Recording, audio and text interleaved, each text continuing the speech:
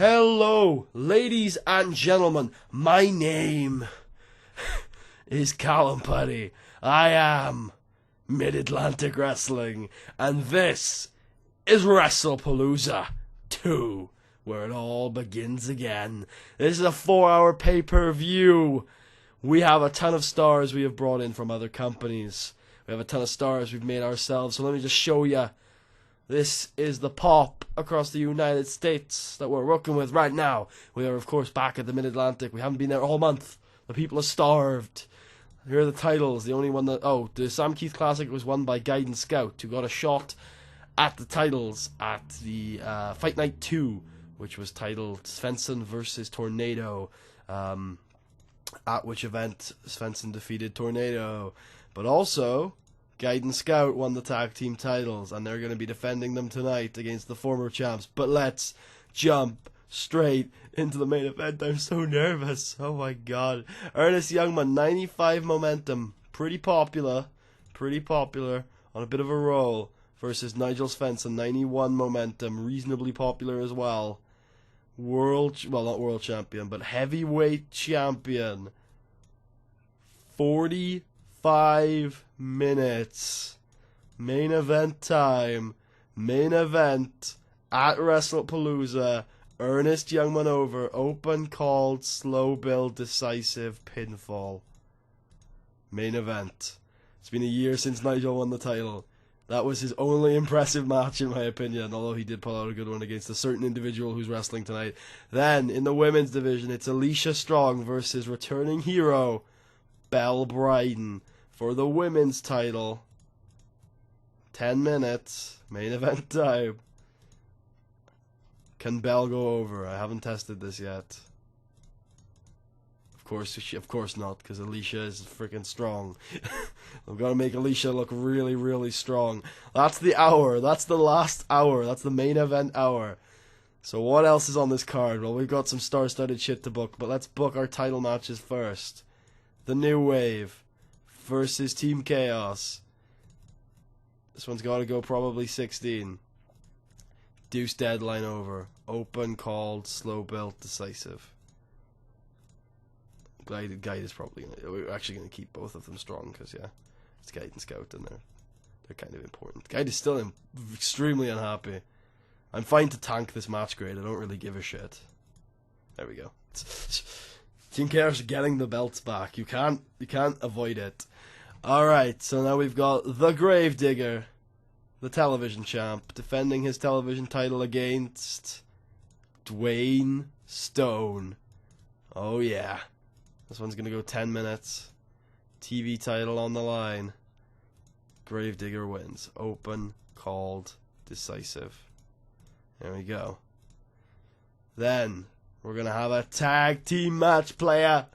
And guess who it's going to be? It's going to be the implosion of the Sam Keith succession, because Dean Waldorf and Marv Stadler versus Matthew Keith and Greg Gage. 20 minutes.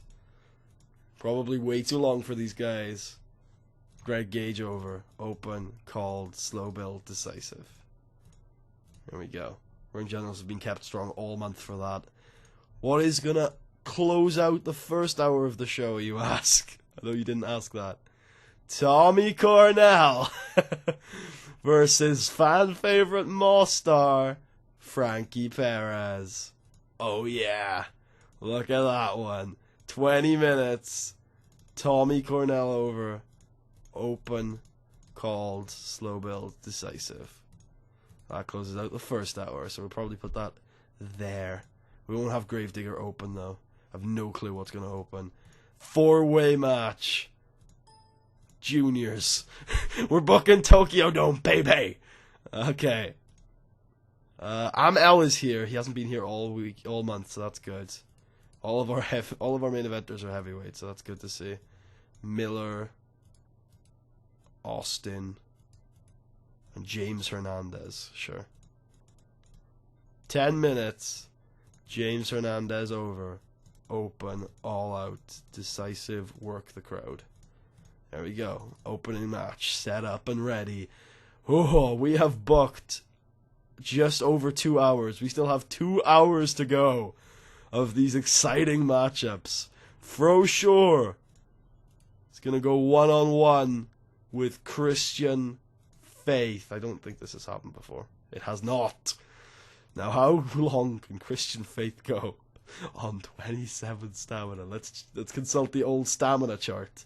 An old fan favorite. We'll have to pull out the calculator at some point today, just to show you guys.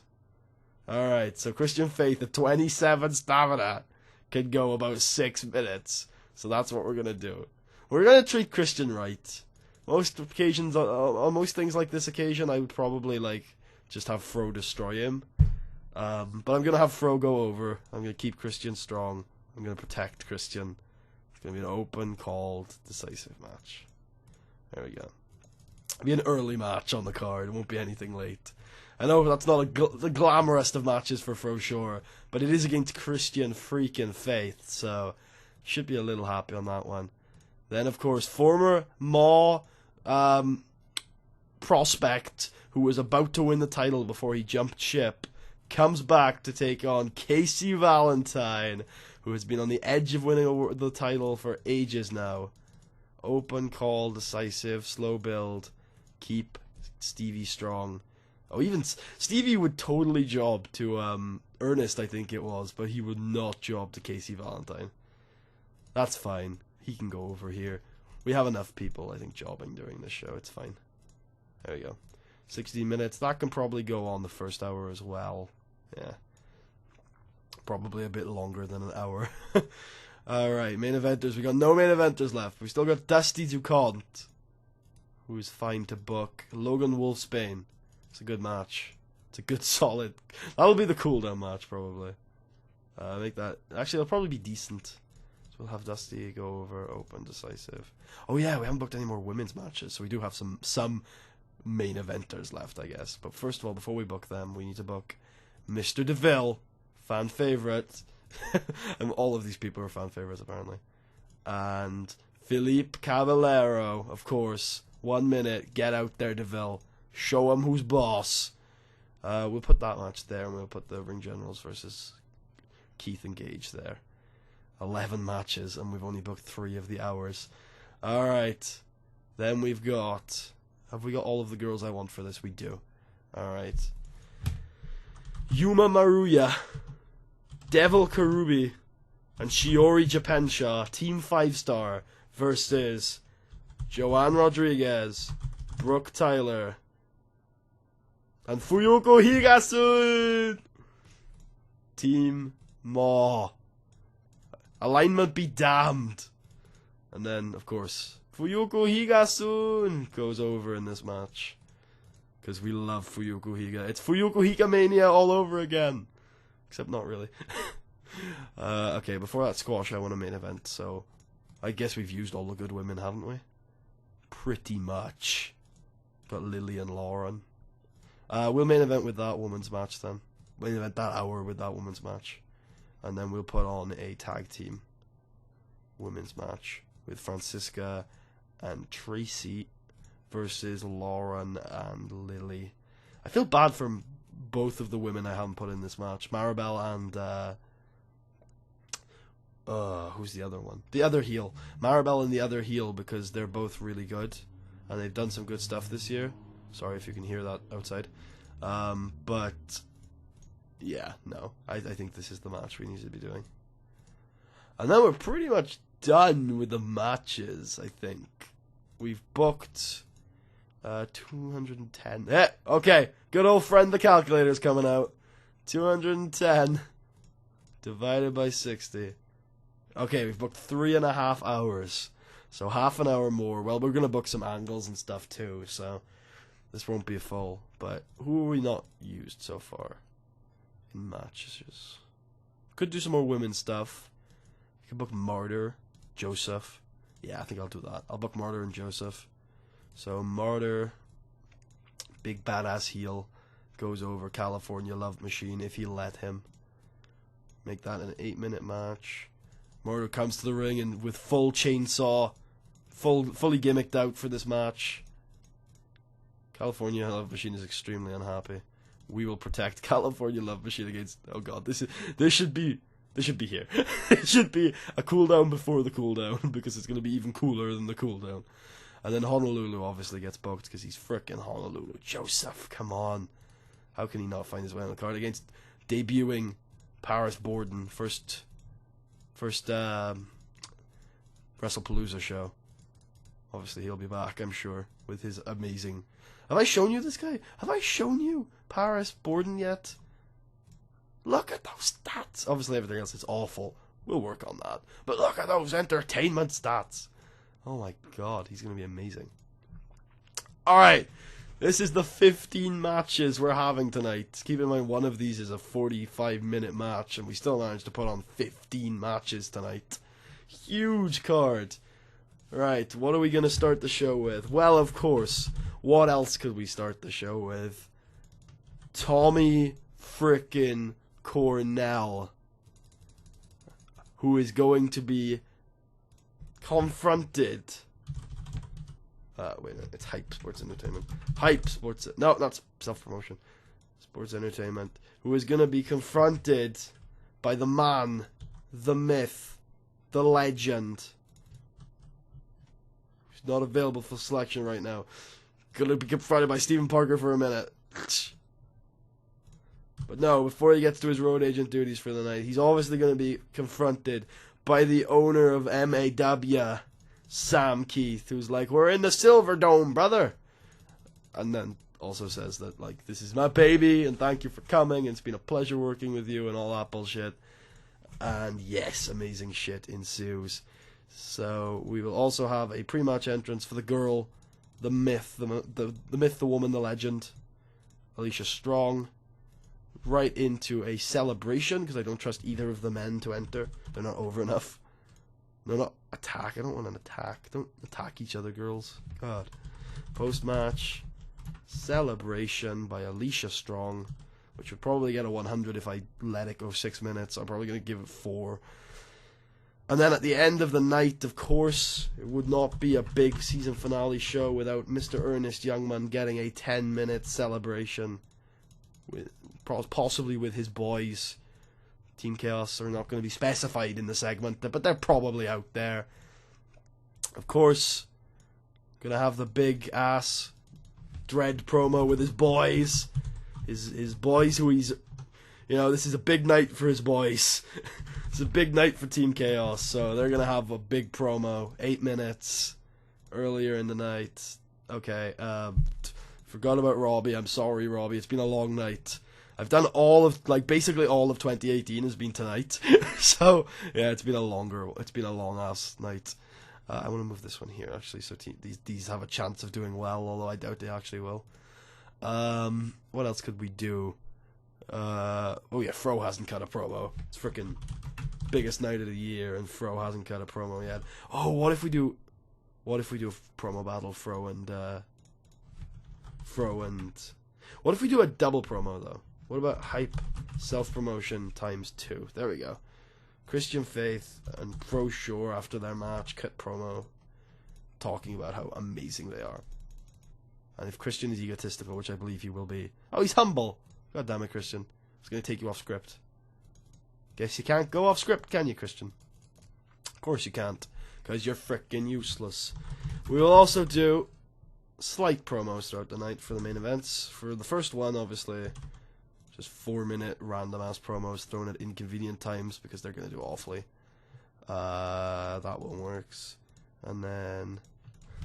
But obviously for the semi-main event, which concerns 2 much better promos, we will actually do proper full 6-minute promos for.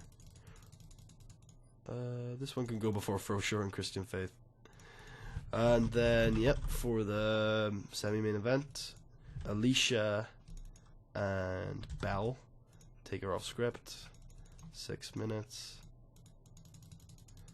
Put it there.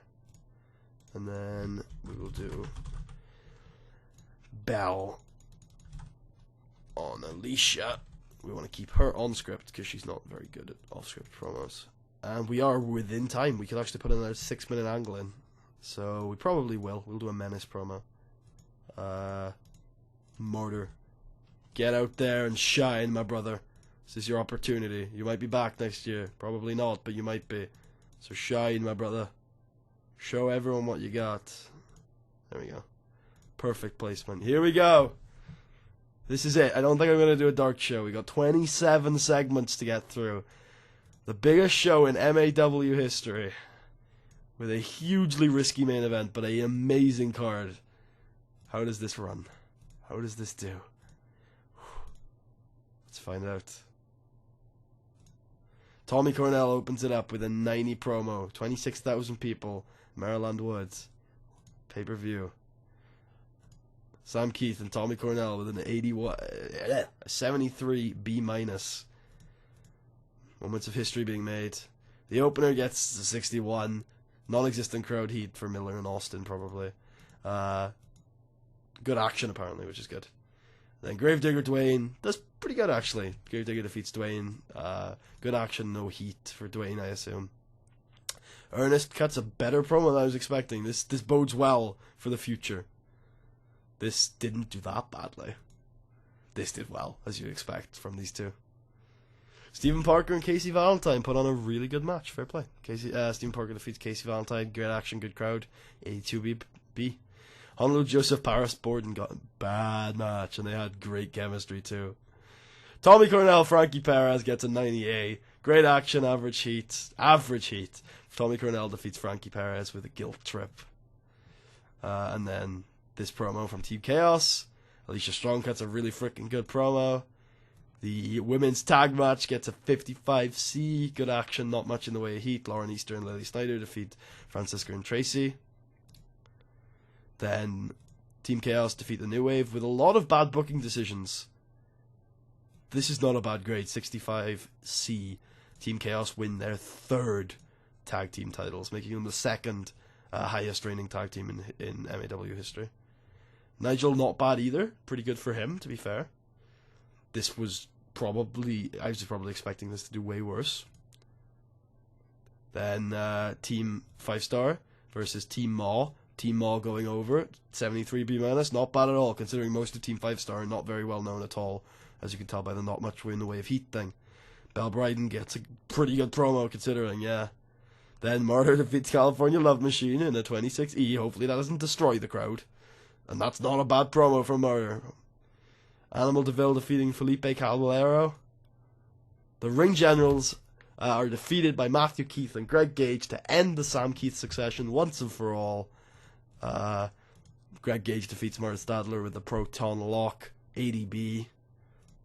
Alicia Strong, elaborate entrance, gets a 90A. And the semi-main event gets a 77B. I was expecting a little bit better, but this is okay, actually. In a match that's excellent in-ring action and great heat from the audience, Alicia Strong defeats Belle Bryden by pinfall with an Angel Driver. Makes defense number 17 of her MAW Women's title. Moving on, Alicia celebrates in the ring in the main event. Okay, I'm going to cover up the grade. I do this for risky main events. You're going to know before me. The main event of the evening gets a 90A. It's not as good as last year, but it is the joint best match on the card and was much better than I was expecting from these two. In about to feature great action and average heat, I was hoping I would have gotten them over enough, so I'd say good heat or something. Ernest Youngman defeated Nigel Svensson in 45 minutes and 1 second with the hit. Ernest Youngman, my boy, wins the MAW heavyweight title, meaning Chaos have all the gold again, but this time it is the heavyweight title, and it is the tag team titles. It is not the television title and the tag team titles. And after the match, Ernest celebrates. 74 B-. A new era has begun. And that is this show. That is MAW Wrestlepalooza 2. Increased our popularity in 11 regions. First of all, Ernest, you're going to come here and you're going to get a hug. Second of all, Tommy Cornell, you're obviously going to be told you're awesome. Who else really impressed me on this show? I think Matt and Greg did, but I don't know which one to give it to, so I'm going to give it to the best guy in that group, which is actually Marv. So, praised. Point out for examples too. Ernest was pleased, Tommy was pleased, and Marv was pleased. That, ladies and gentlemen, is the end of 2018, kind of. I'm going to run the rest of the TV shows and then probably get back to you for the new year. We got pay-per-view now. I don't know what I'm going to do for the new year. On the 1st of January, we'll talk. Me and you will talk. Trust me on that one. We have a couple of people who are sticking around, but most of the people who were here just for that were gone. Where? Yes! After the last show, MAW Wrestlepalooza has had a rise in importance. I've never seen this happen. It is now rated as a highly regarded event, which means it's only one away from Legendary, I think. So, there we go. It's no longer above average. It is now highly regarded after a lot of years of putting on decent shows at that event. This was a B+. Last year's was an A, obviously. So was the year before. We just checked that. And Where It All Begins Again got a B the year before that. And a C- the year before that. What was the main event of that show? Mean Gene and Cammy. And then got a C before that. So yeah, it's come a long way from having a 1,000 attendance to having a 26,000 attendance and a 0.32 pay-per-view buy rate. So I was worried when I saw that. I thought it might have gone down or something. What about our pop? We have reached B in the Mid-Atlantic. It is a new high for us. Not only that, we've also reached C+ in the Southeast. We've reached 47 in the Tri-State, which means I'm going to get rid of all these shitty TV deals I have. So I have a bunch of, well, I say shitty, they're all really profitable, and they're actually doing great things for our pop. But not only are they kind of exploity, but also they're, like, so separate and stuff. Now I can get a deal with a small-sized national TV company instead of a very small national and a medium regional company. Oh, I'm not sure if we're going to make a profit on that show. How much shit do we put into Wrestlepalooza? Nothing. Haha, yes, we're going to probably make a good profit on that then. It's highly regarded now too, so next year we might even break like 30, 40 grand people there. It depends on, of course, where we are. We're nowhere near national. I don't think we'll get there next year. Maybe, though. Who knows? What about the roster? Let's auto-push everyone on there. Some of the big dogs are gone. Not all of them are, though. Ernest is number 2 on our FPs. He was that before, though. Okay, he's over. He's certainly over. Yeah, he's certainly over. I don't have to be too worried about him. Give him the right opponent, and he'll do well. Christian's obviously still on there somehow. We've gotten him more over than he started. Fro's got it up to 89 in the Great Lakes somehow. That's interesting. Robbie is on franchise players. That is interesting. He is a main eventer now. That is interesting. That is certainly decent overness. And reasonable stats. Reasonable. He's the king of charisma. King of strong style? Nah, king of charisma. Alright, so let's take a look at... wait, we should look at other stuff too. Like, Time Decline, only these two are on there now. That's good. Next big things. L, Martyr. How's Martyr doing? Martyr's getting over. Martyr's slowly getting himself over. Doing that for Ben. For Den Bitch. There you go. Martyr, I'm getting him over for you. Brooke is doing fine. Well, we didn't really do anything with Brooke on this show. Showstoppers. Still Fro. Has he improved to 98? No, but his basics have gone up to an A, which has now made Fro Shore one of the least likely to become great kind of workers in the entire database. A frickin' amazing worker. Like, ridiculous shit. I can't believe how far he's come. Ring Generals. Ernest's back on there. And Marv. Dwayne is still there. Dwayne, did you disappoint me? I think you might have disappointed me. Yeah, you did. You faced Gravedigger and made his worst Wrestlepalooza match to date. That's fine. Gravedigger 2-0 at Wrestlepalooza, by the way. Not totally not doing anything with that. No, totally not doing anything with that. Okay, okay, we can get rid of Team 5-Star now, even though that was pretty good, actually. Team Chaos can stay. Almost deleted Team Chaos. Team TCW can also get rid. And then with Sam Keith Succession, goodbye. I'll miss you, Keith Succession. What about Chaos? What are they at there? The 77B as well. 3-time tag champs. I think that's the most, aside from Aces, who have 5. Yeah, Aces have 5. Dean and Marv have 2. Oh, yeah, no, the Aces have 4. Well, the Aces have 5. Huey and Jefferson have 2. Oscar and Flash Savage have 2. Yep, they are the second. They have the second most reigns in the history of the title. The heavyweight is still at 100 prestige, and now the names of the people that have held the title since I've been in charge are Cammy Vesey, myself, for sure, Greg Gage. Nigel Svensson. I got him there. He held it for a year. He might not have been the best champion, but he held it for a year. And then Ernest Youngman. Ah, it's beautiful. It's absolutely beautiful. Women's Championship. Still resting at 92. That might have actually gone down. One of the worst defenses in recent memory, actually. The worst one since the Christmas tour last year. The worst non-tour defense since Ultimate Warriors. The worst event non-tour defense. Shit. Since Syndicate Rules. There we go. Amber Plot check failing us on that one. Alright. Well, it's been an interesting year. A lot of it hasn't been recorded. Oh, Rocky Downpour is at an 89 announcing. Lad, you have continued to impress me with your development. Everyone in Maw just continues to get better. It's like a referee got to an A-star reffing for some frickin' reason. We got Rocky at an A announcing. Fro is ridiculous. God. This is just the best time for Maw. I'm so happy.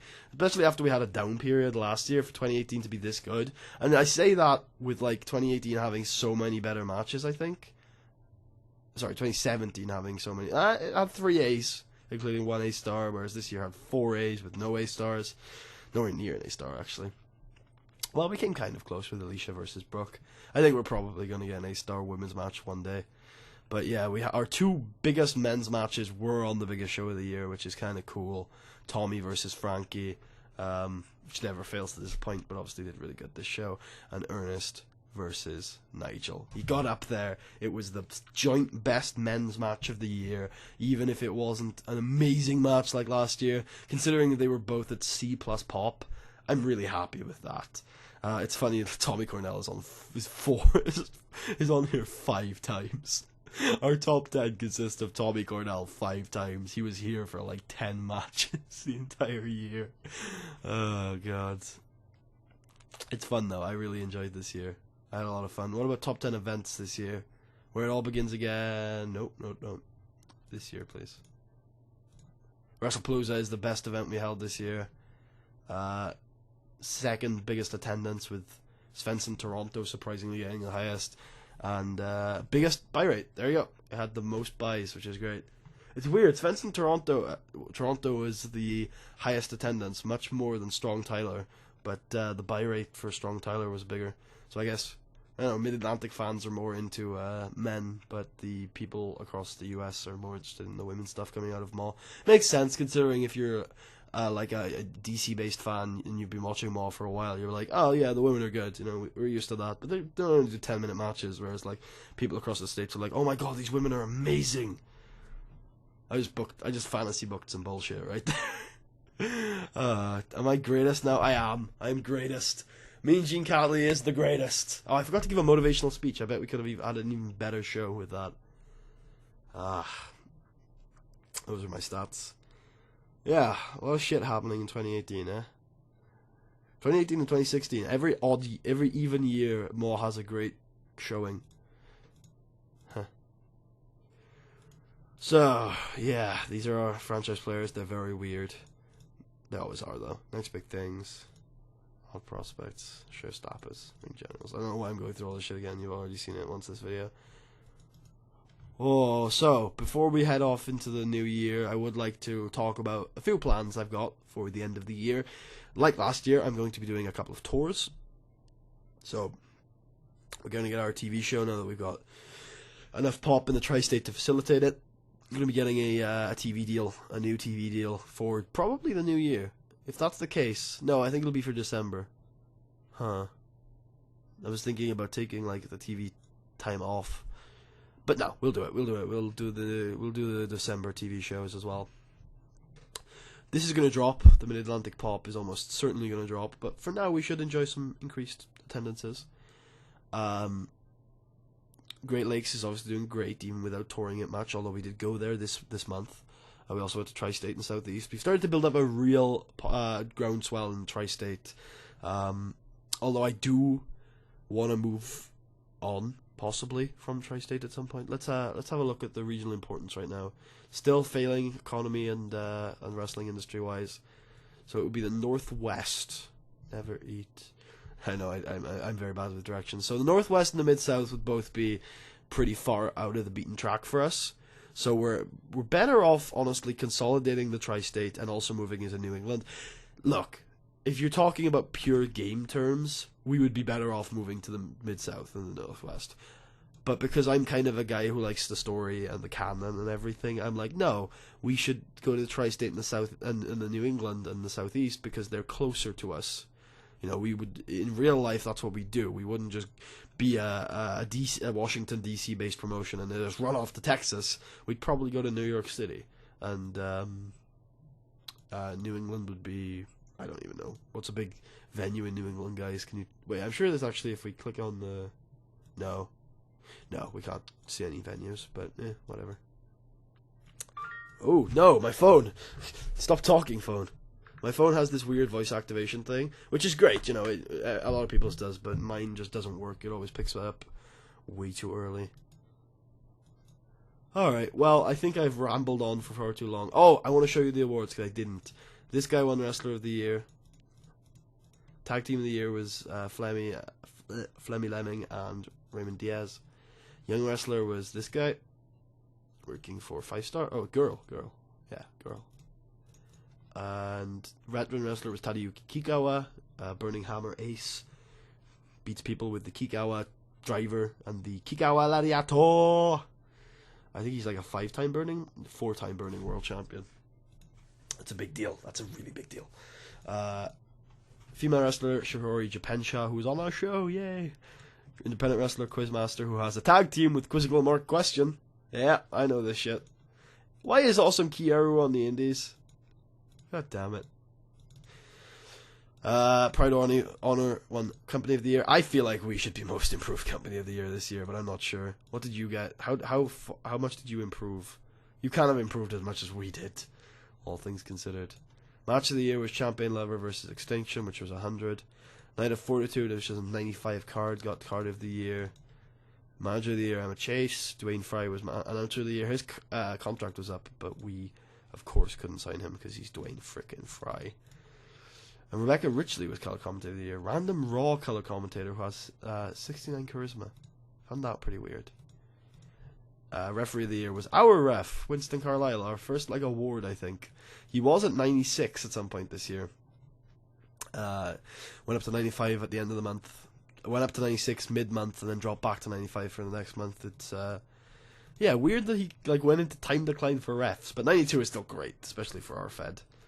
Power 500, this is what the top 20 odd looks like. None of our guys are in the top 20 unless you count Tommy Cornell, who was in all of our best matches this year, and Stephen Parker, who was there for a little while too. Forgot about Wolf. Didn't bring in Wolf for the big event. I was going to bring in Magnum Kobe though from World League.